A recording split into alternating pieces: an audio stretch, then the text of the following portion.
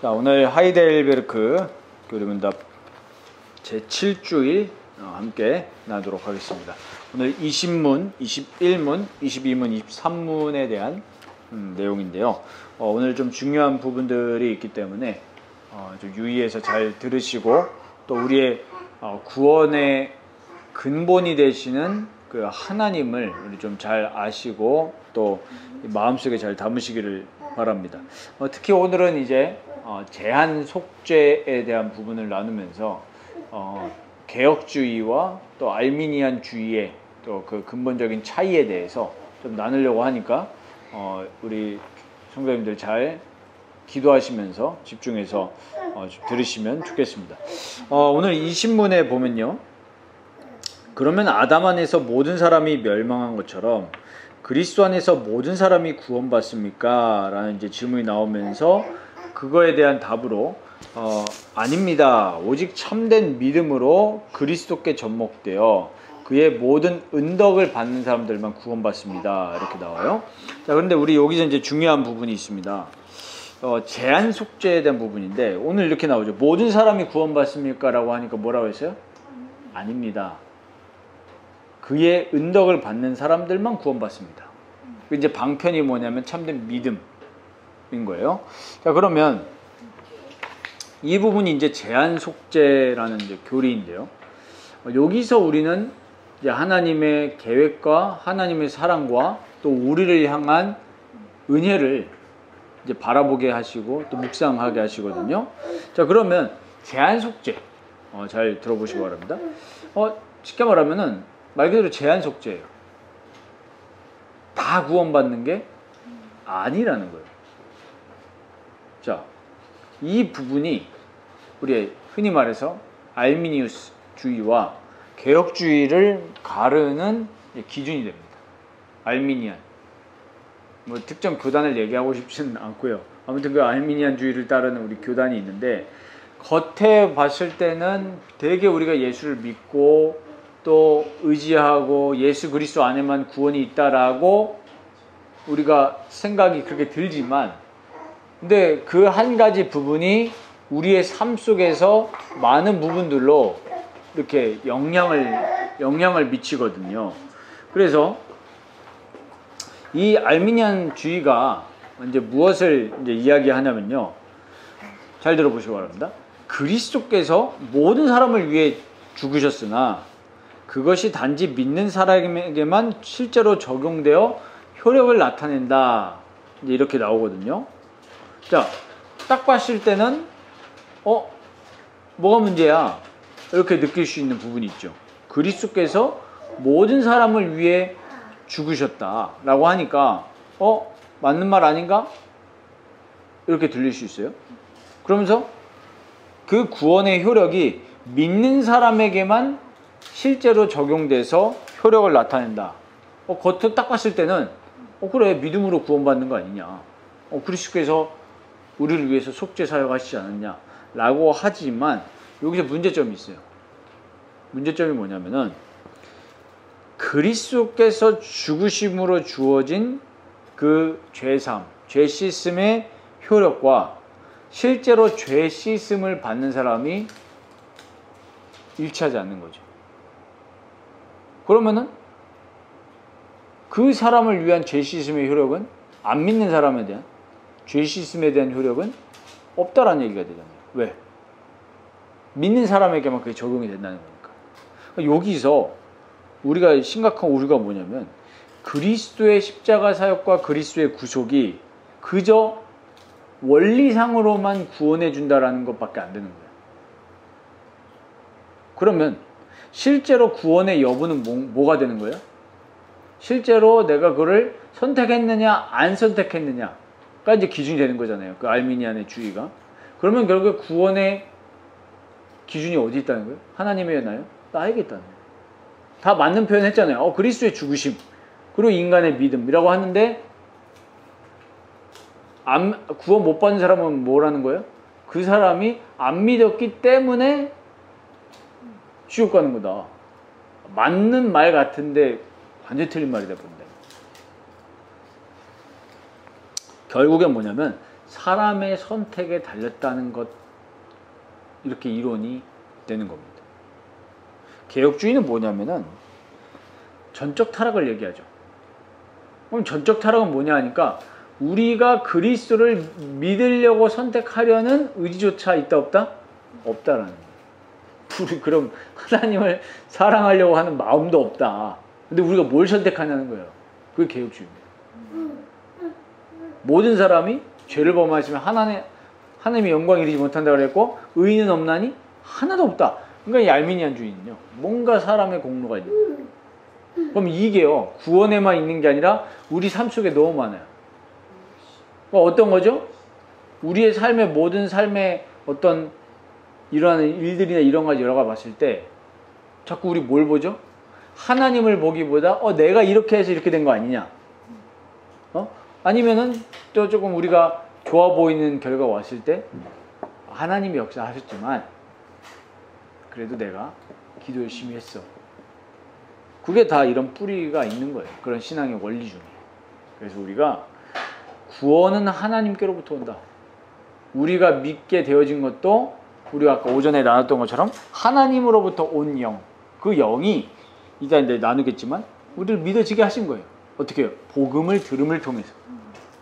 이 부분을 제한 속성 잘 정리하시면 좋겠습니다. 그래서 참된 믿음으로 그리스도께 접목되어서 그의 그리스도의 은덕을 받는 사람들만 구원받는다는 것입니다.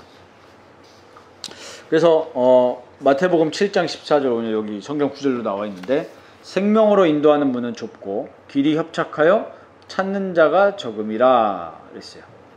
그리고 이 오늘 21문 보면요. 참된 믿음이란 무엇입니까? 이렇게 나오는데요. 참된 믿음은 하나님께서 말씀에서 우리에게 계시하신 모든 것을 확실한 진리로 아는 것이며 이렇게 나와 있습니다. 자, 믿음이 어떻게 우리에게 주어진다고요? 하나님께서 말씀을 통해서 우리에게 계시하신 모든 것을 확실한 진리로 알게 된다. 그러니까 말씀 통해서 알게 되는데 그 말씀 통해서 그 말씀이 뭐냐면 요한복음 17장 3절 보니까 영생은 곧 유일하신 참 하나님과 그가 보내신 자 예수 그리스도를 아는 것이니이다. 17장 17절에는 그들을 진리로 거룩하게 하옵소서. 아버지의 말씀은 진리니이다. 또 히브리서 11장 3절에 보면 믿음으로 모든 세계가 하나님의 말씀으로 지어진 줄을 우리가 아나니 보이는 것은 나타난 것으로 말미암아 된 것이 아니니라 그랬어요. 말씀에서 우리에게 계시한 모든 것이 진리다. 진리. 자, 그래서 우리가 예배가 소중한 게 뭐냐면 예배 시간에 하나님의 말씀을 하나님이 목사를 통해서 전달하시는 거잖아요. 설명하시고. 그리고 또한 성령께서 그랬어요. 성령께서. 아까도 우리 말씀 나눴던 것처럼 성령께서 깨닫게 하시는 영이란 말이에요. 믿어지게 하시는 영이고. 그래서 무엇을 통해서요? 복음을 통해. 자, 복음이 뭡니까? 복음. 아까 우리 나눴지만 이 복음은 성육신부터 시작해서 그 예수 그리스도의 죽으심, 부활, 그 다음에 승천, 영광 받으신 거. 이게 싹 다 복음이에요. 예수님이 복음입니다. 우리가 그냥 예수가 그리스도다 이렇게만 아는 거는 진짜 그걸 우리가 나중에 설명하겠지만 환원주의적 신앙인 거예요. 물론 그렇게 간단하게 정리될 수 있지만 그렇게 간단한 것도 아니에요. 어마어마한 거거든요. 그럼 그거를 우리가 실제로 만나고 교제하고 또 예수님이 공생의 기간 동안에 몸소 보이신 삶, 이 모든 것들이 싹 다 복음이에요. 자, 그래서 그 복음을 통해서 우리에게 뭘 주신다고요? 마음의 확신을 주시는 거예요. 이게 참된 확신이라는 겁니다. 참된 믿음이고요. 어디 안에서요? 하나님께서 말씀을 통해 우리에게 계시한 모든 것을 진리로 알고 성령께서 복음을 통해 우리에게 주시는 마음의 확신이에요. 마음의 어떤 눈에 보이는 거를 통해서 믿는 게 참된 믿음이 아니라는 게 되죠. 그러니까 사람들은 보이면 믿겠어 이렇잖아요. 아마 유치원 가가지고 하나님 얘기하면 분명히 이렇게 제한 속죄, 그러니까 하나님께서 은혜 주신 자가 아니면 안 믿어져요. 근데 참된 믿음이 뭐라고요? 눈에 보이는 걸 통해서 믿는 믿음이 아니라 말씀을 통해서 계시한 것을 성령께서 복음을 통해 주시는 어떤 확신이요? 마음의 확신이다. 마음의. 그래서 우리 여기 성경 구절 보면요. 로마서 10장 10절. 사람이 마음으로 믿어 의에 이르고 입으로 시인하여 구원에 이르느니라 그랬죠. 마음으로 믿어. 그거를 성령께서 주시는 마음의 확신입니다. 자, 그러면 그 다음 보면요. 이 확신은 하나님께서 다른 사람에게 뿐만 아니라 나에게도 죄사함과 영원한 의와 구원을 값 없이 순전한 은혜로 주시는데 이것이 오직 그리스도의 공로 때문임을 믿는 것입니다. 그랬어요. 우리 제일 중요한 부분이죠. 우리 계속 우리 오전 설교에서도 나누는 부분이지만 죄사함과 구원을 그리스도의 공로를 통해서 우리에게 값없이 선물로 내 의가 아니라 그리스도의 의로 나를 구원 하나님 자녀 의로 삼으신 내용입니다. 그래서 이게 나에게서 시작이 됐다고 하면 참된 확신이 안 오죠. 그러나 우리가 이 확신이 무너지지 않을 이유는 뭐냐면 우리의 확신의 근원이 오직 그리스도의 의로 그리스도의 공로로 내 의가 아니라 우리는 이 참된 믿음을 그래서 우리가 이 말씀 묵상 생활을 계속 해야 돼요. 그냥 내 감정으로 내 그냥 말씀 없이 기도로 하고 이러면요 감정에 휩쓸리고 환경에 휩쓸리고 상황에 휩쓸리게 돼 있어요. 사람의 말에도 휩쓸려요. 그러니까 우리의 기준은 뭐예요? 아까도 얘기했듯이 말씀을 통해 하나님이 계시하신 모든 것을 진리로 믿는 거기 때문에 늘 말씀의 그 말씀 생활, 말씀을 읽고 묵상하고 말씀 가지고 교제하고 이게 가장 중요한 내용입니다. 그 22문 보시면요. 그러면 그리스도인이 당연히 믿어야 할 것은 무엇입니까? 자, 우리 여기 있는 귀한 우리 어린 자녀들이 있는데 당연히 믿어야 할 내용이 뭡니까? 어린이든 어른이든 할아버지든 당연히 그리스도인이라면 믿어야 될 내용이 뭐냐면 자, 이렇게 나와 있죠. 답이 복음에서 우리에게 약속된 모든 것을 믿어야 됩니다. 복음에서. 이 성경 66권 전체가 복음이에요. 특히 이제 우리 성경 구절 보시면은 요한복음 20장 30절 31절 보면 예수께서 제자들 앞에서 이 책에 기록되지 아니한 다른 표적도 많이 행하셨으나 오직 이것을 기록함은 너희로 예수께서 하나님의 아들 그리스도이심을 믿게 하려 함이요 또 너희로 믿고 그 이름을 힘입어 생명을 얻게 하려 함이니라. 자, 예수님이 직접 말씀하신 거예요. 이 성경을 주신 목적이 뭐냐면 이 성경 66권을 통해서 하나님의 아들 그리스도가 누구시냐? 바로 성육신하신 예수님이시다. 이거를 믿게 하려는 거예요. 그러니까 우리가 성경 66권을 통해서 뭘 봐야 되는 거죠?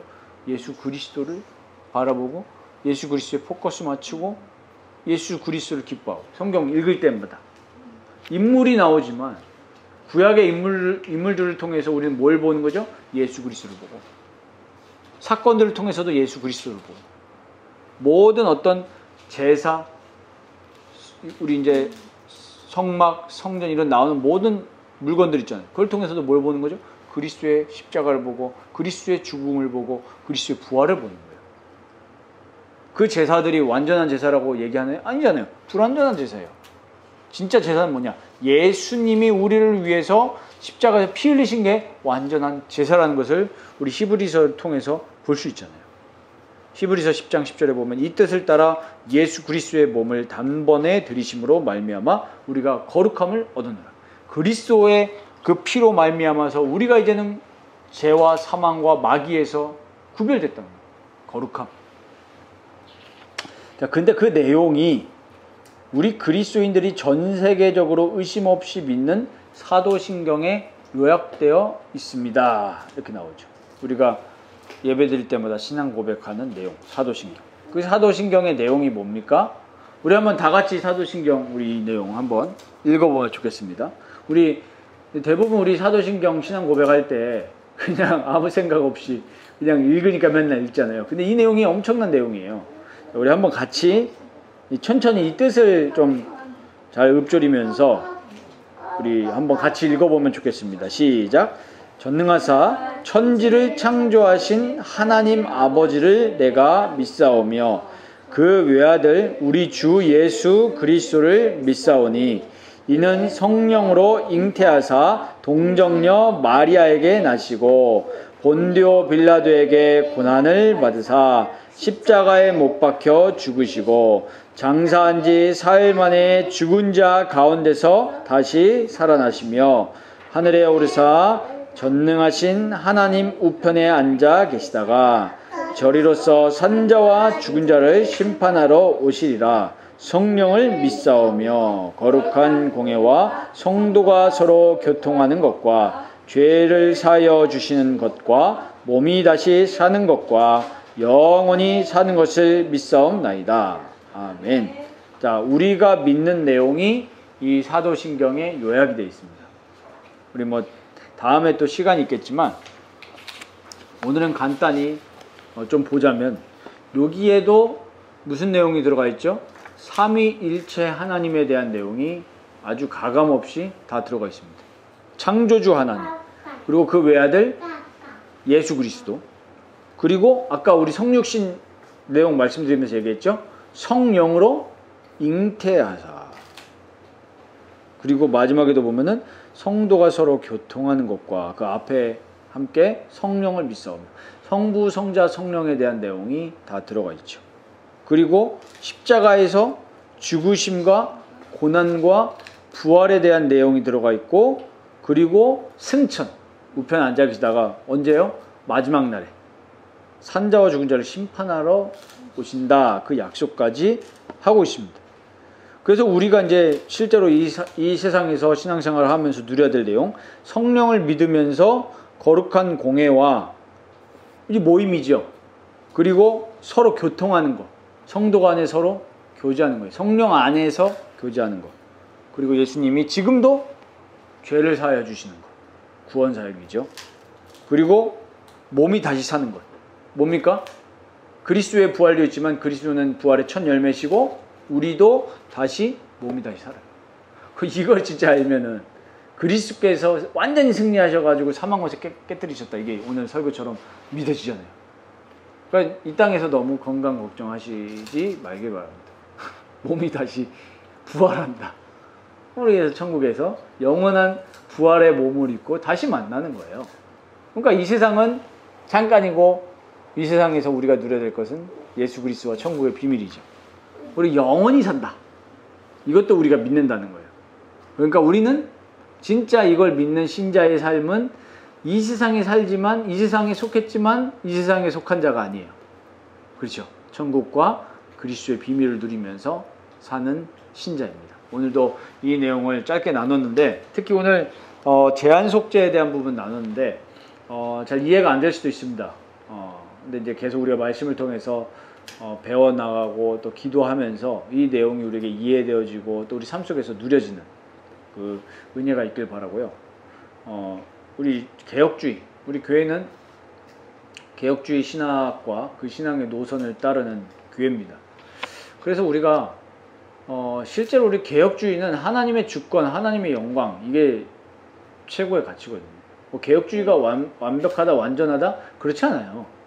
그러나 제가 우리 교회 담임 목사로서 많은 우리 신학의 사조들이 있겠지만 개혁주의가 그래도 성경과 가장 가깝다 라고 이렇게 판단을 하기 때문에 우리 교회는 개혁주의의 신학과 그 신앙의 노선을 따르고 있습니다. 그래서 이제 그 부분에 대해서 우리가 하이델베르크 교리문답을 그래서 함께 공부하는 것이고, 또 앞으로 또 우리 하나님께서 만남과 또 그런 시간과 장소를 주신다면은 또 그거에 관련되어진 우리 모임들이 또 필요하죠. 독서와 또 그런 교제들이 필요하기 때문에 그 부분을 통해서 우리가 신앙이 자라나고, 그래서 더 하나님께 영광 돌리고 예배하고 또 이 시대와 문화와 또 이웃들을 섬길 수 있도록 우리 함께 기도해 주시면 좋겠습니다.